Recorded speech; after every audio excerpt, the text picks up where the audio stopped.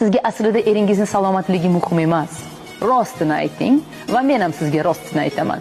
Sizga aslida meningiz muhim. Nega u sizning aytganingizni qilmayapti? Sigaretini bekitib chakyapti, sizni oldingizga kiryapti. Siz nima qilyapsiz? Yana sigaret chakdingizmi? Ha? Mana shunaqa qilyapsiz. Sizda hidlab o'tiribsiz. Qo'yib yuboring, erkak-ku, bilganini qilsin, nima qilasiz?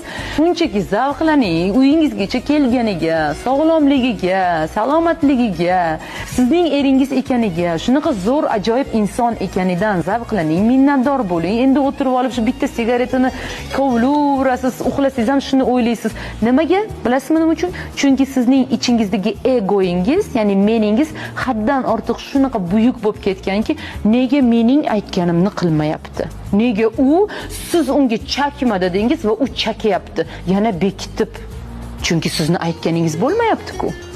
Siz unga aytdingiz qilma deb, u baribir qilyapti va siz onaxon, xuddi biz bolamizga qanaqa taqib qo'yamiz va keyin kutib o'tiramiz-ku yoki kuzatamiz-ku, qanaqa hozir xato qiladi va men uni urishaman. Xuddi shunaqa bo'lyapsiz. Shunaqa.